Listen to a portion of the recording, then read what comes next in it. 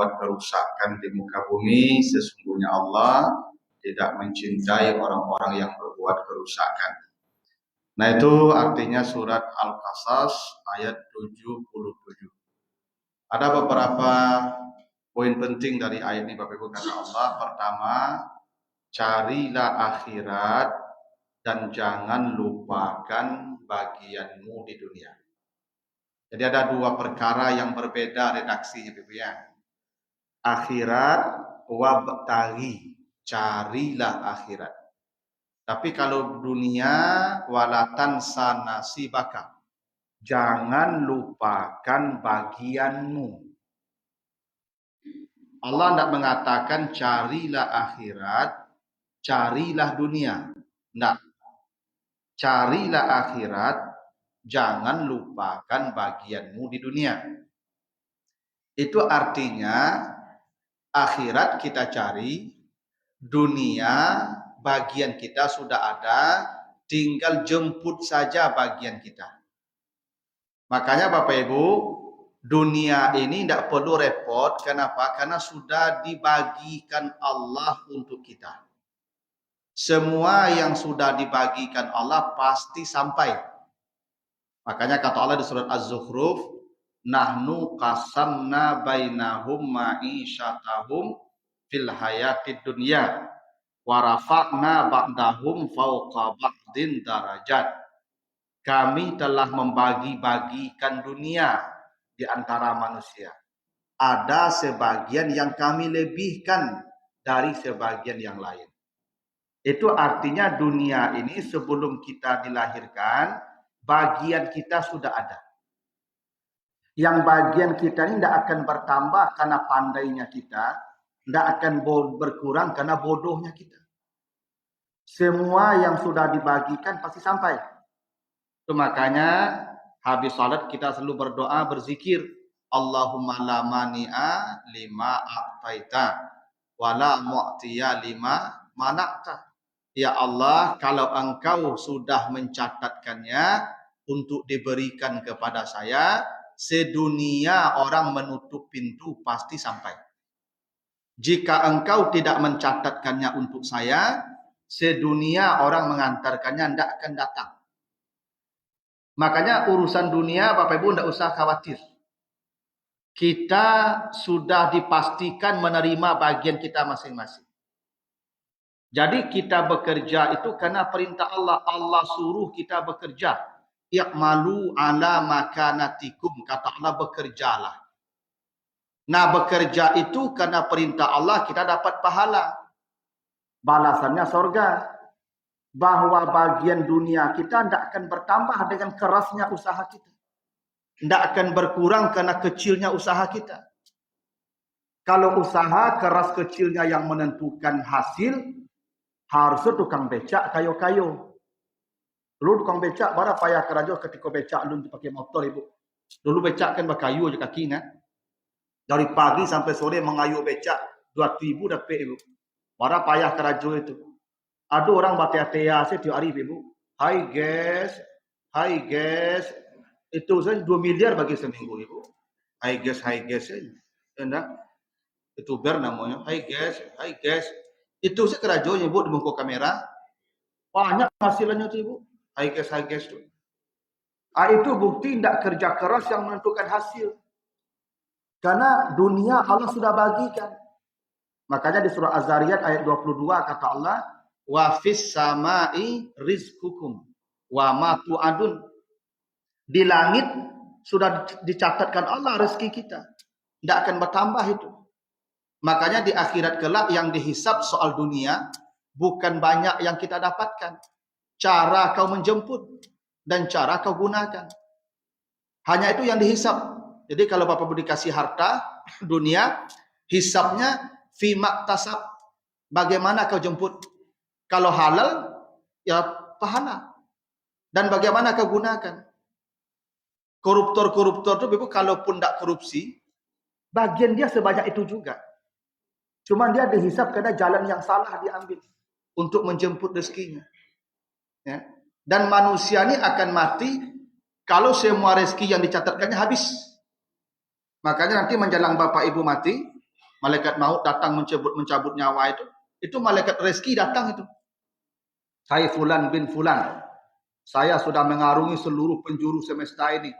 Rezekimu sudah habis. Baru malaikat maut datang tuh. Maka ada orang boleh diminumkan air keluar balik.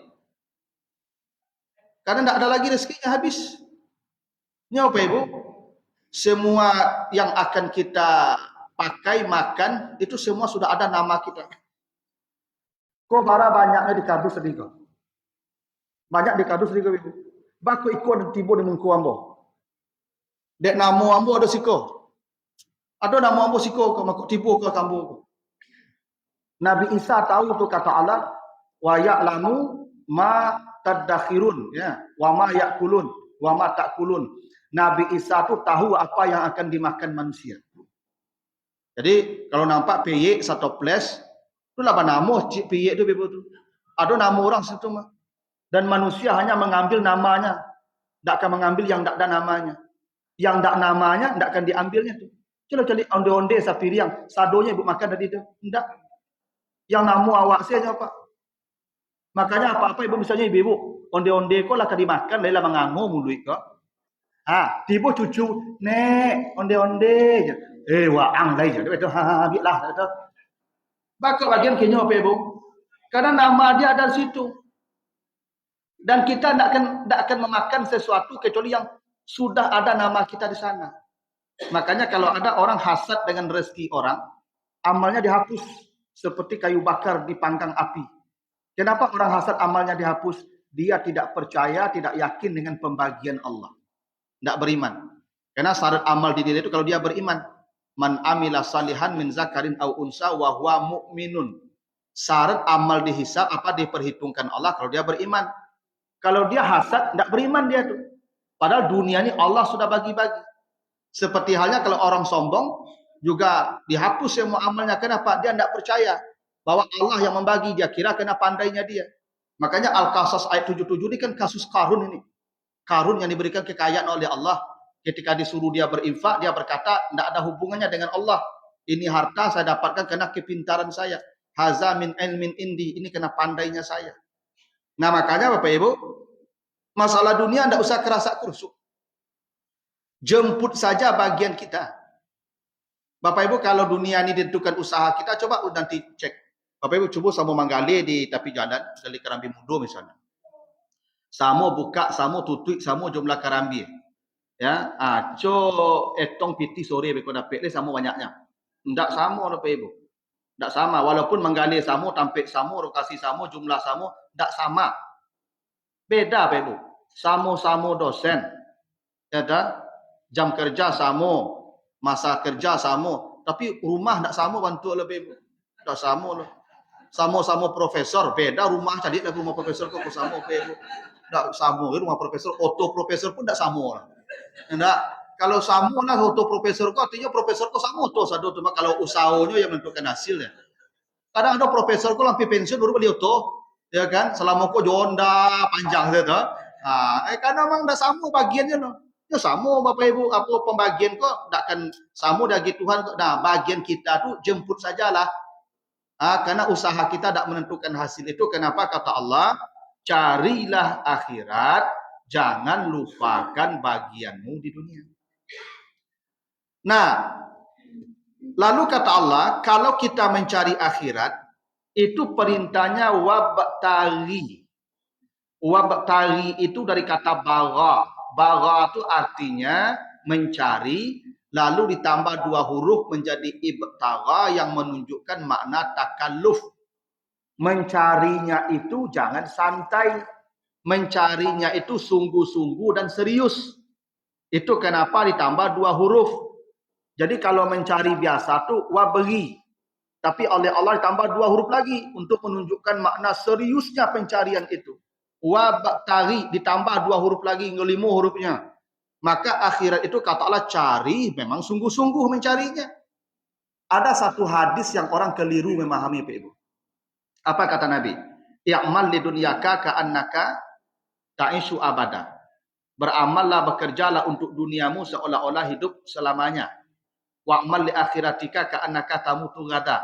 Beramallah untuk akhiratmu seolah-olah mati besok pagi. Ini hadis mengajarkan kita seimbang. Sebagaimana kita bekerja dengan dunia, begitu pula kita bekerja dengan akhirat. Tidak begitu itu.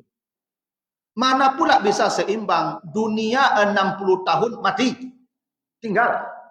Akhirat tidak ada mati lagi. Mana pula bisa seimbang antara kehidupan yang sebentar dengan kehidupan yang lama? Tidak ada makna seimbang di hadis itu. Maksud hadis itu, kalau urusan dunia tidak selesai, hari ini urusan duniamu tidak selesai, besok hidup masih lama. Tunda saja dunia itu. Tapi urusan akhirat, jangan tunda besok, engkau mati besok. Hadis itu maksudnya, urusan dunia santai saja, tidak selesai, tunda. Urusan akhirat, jangan pernah ada kata tunda. Selesaikan hari ini. Coba Bapak Ibu perhatikan ayat-ayat yang menjelaskan.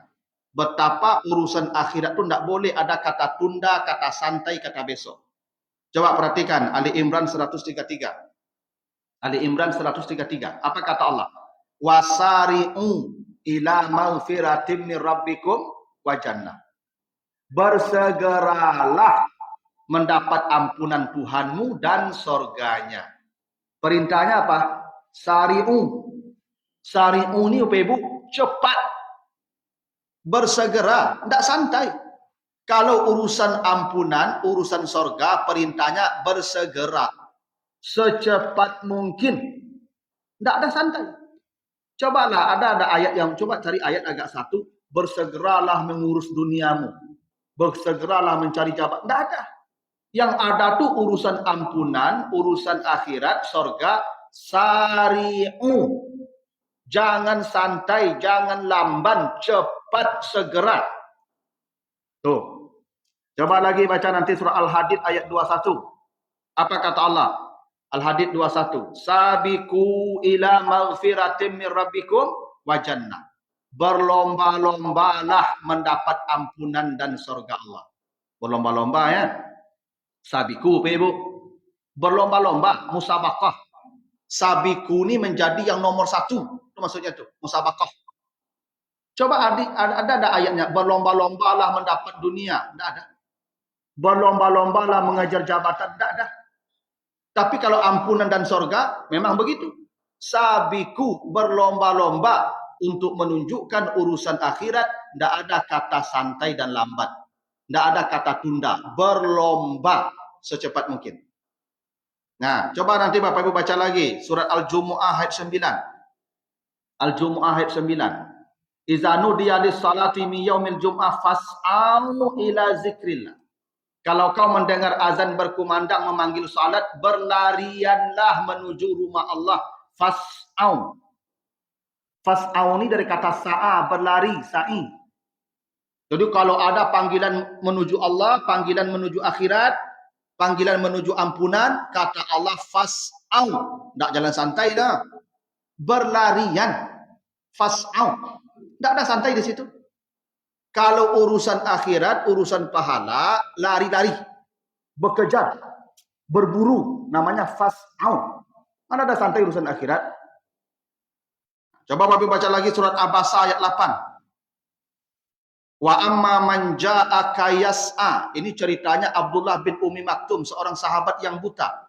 Kalau ada Nabi pengajian majelis taklim, maka itu Abdullah bin Umi Maktum datang sambil berlari padahal matanya buta. Maka dipuji oleh Allah. Amma man ja'aka yas'a. Yas'a di situ. Adapun orang yang datang kepadamu untuk belajar sambil berlari dia datang. Yas'a. Karena kalau ke majelis taklim ampunan. Allah menyajikan ampunan bagi orang yang duduk di majelis. Maka kata Allah orang yang datang ke majelis itu yas'a.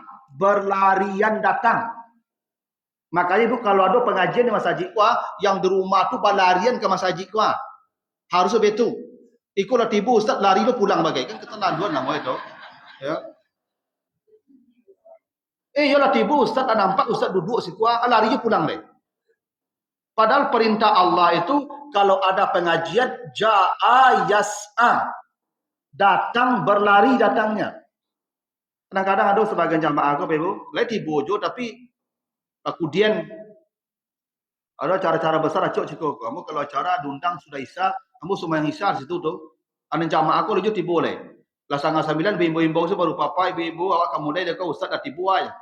Nak betul loh sebelum ustaz tibu awak lah itu. Itu caranya, itu yang yas'a namanya berlari. Memang ini urusan akhirat. Ibu bapak kalau datang ke majelis dihitung langkah kakinya. Setiap langkah kakinya setahun salat malamnya. Diampuni dosanya. Diberikan rahmatnya, diturunkan ketenangannya, dibanggakan di hadapan para malaikatnya. Makanya orang buta seperti Abdullah bin Umi Maktum itu berlari datang ke majelis Nabi. Makanya Nabi ditegur ketika dia datang, bertanya, Nabi mukanya masam, ditegur, abasa wa tawalla anja'ahu al-a'ma. Jadi Bapak Ibu, kalau urusan akhirat itu yas'a, lari. Tak santai lah, lari, yas'a. Coba Bapak baca lagi Al-Isra 19. Al-Isra 19. Waman aradal akhirah wa sa'alaha sa'yaha. Siapa yang menginginkan akhirat, maka berlarianlah menuju akhirat. Wa sa'a di situ Ibu. Waman aradal akhirah wa sa'alaha sa'yaha. Lari kencang, sa'a. Kalau siapa yang ingin akhirat, dia berlari. Tak santai lah. Makanya falyatana fasil mutanafisin. Maka hendaklah berlomba-lomba untuk menuju akhirat. Itu sa'a ya.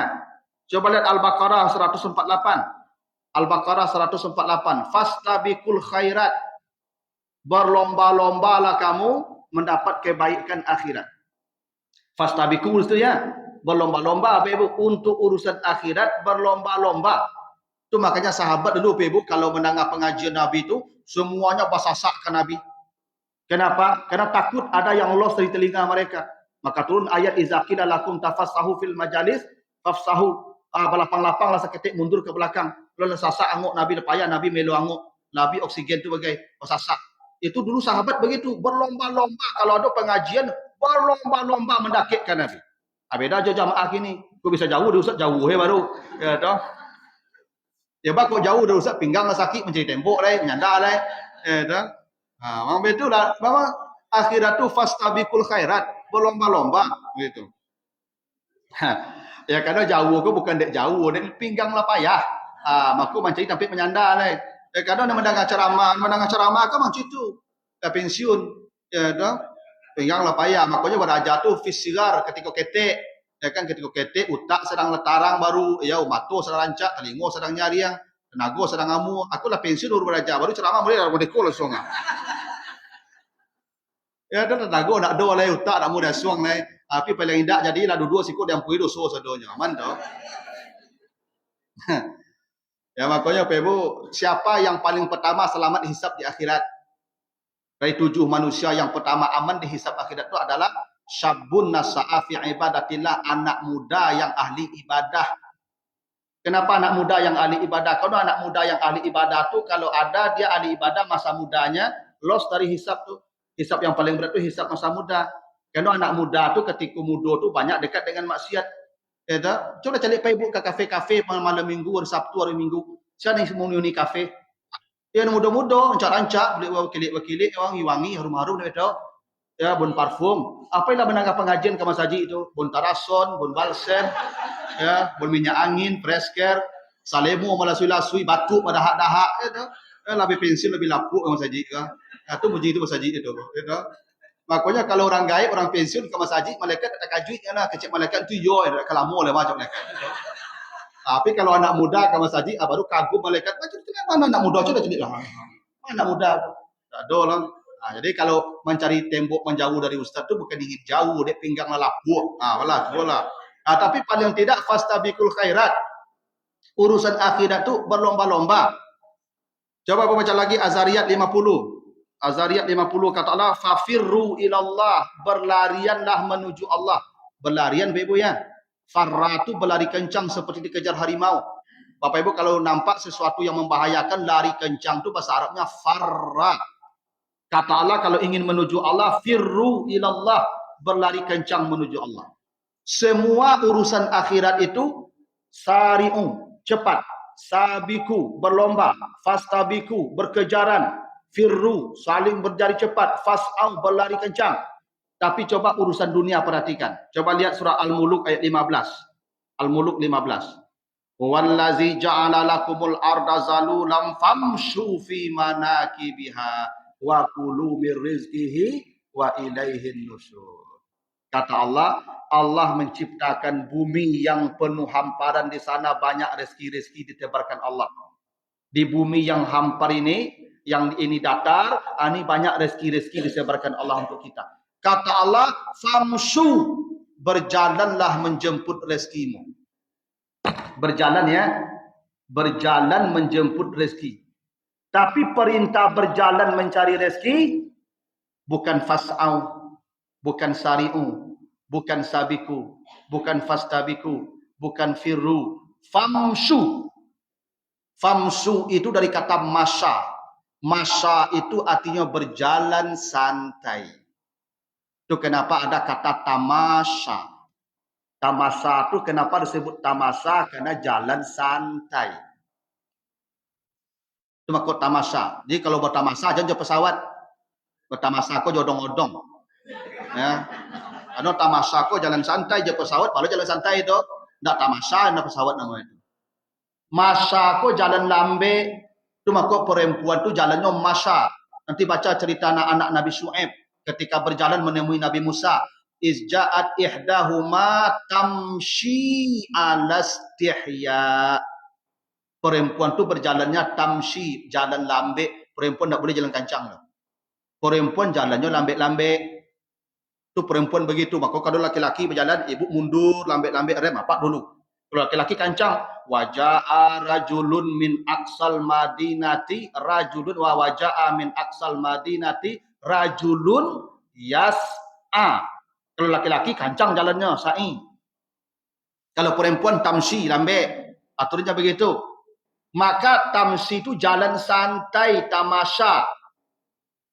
Untuk urusan dunia, kata Allah, famsu, jalan santai saja. Tidak perlu dunia kau buru, bagianmu tidak akan berkurang. Begitu pandangan kita dengan dunia, antara dunia dan akhirat. Urusan akhirat buru, urusan dunia santai, famsu. Famsu. Ini yang kita aneh. Kalau datang jam kerja, urusan dunia macet di mana-mana. Semua berburu ingin duluan sampai di kantor. Tapi azan berkumandang, tidak ada macet. Harus pas azan itu macet. Karena semua orang berburu keluar menuju akhirat. Menuju rumah Allah. Tapi urusan dunia, semua takut terlambat.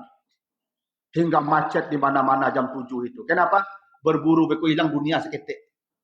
Padahal salat berjamaah kok ketinggalan 2 rakaat menjelang subuh, dunia dan isinya sudah hilang. Tapi dia tidak takut hilang. Padahal dunia yang dia buru tidak akan hilang. Bagiannya akan tetap, tidak akan hilang sedikit pun. Nah, yang di saat manusia disuruh santai, dia berburu. Yang disuruh berburu, dia santai. Itulah yang kata Allah, wa kana innal insan kana zaluman jahula. Manusia itu makhluk yang paling bodoh. Kenapa manusia makhluk yang paling bodoh? Yang sudah dijamin diburunya habis-habisan siang malam. Yang tidak dijamin untuk dia, yang harus dia buru, mana dia santai-santai. Makanya kata Allah, urusan akhirat itu kejar sejadi-jadinya. Makanya wabat tari jadi. Tapi urusan duniamu, famsu, jalan lambat-lambat saja. Santai-santai saja. Bagianmu tidak akan hilang. Percayalah.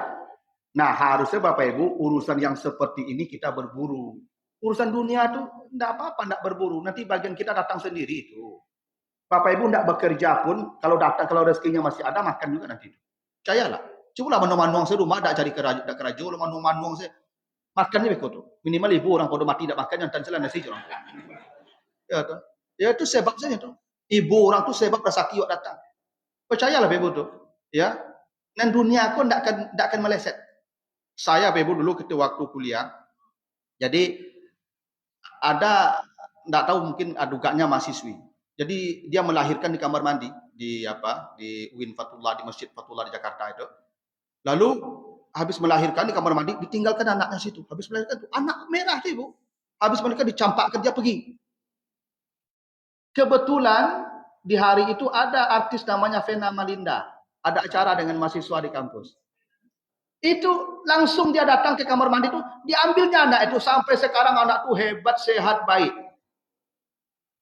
Itu bukti dunia Allah yang menguruskan dengan sebab dia saja. Dicampakkan pun kalau rezekinya masih ada, tetap ada yang mendatang ke rezekinya.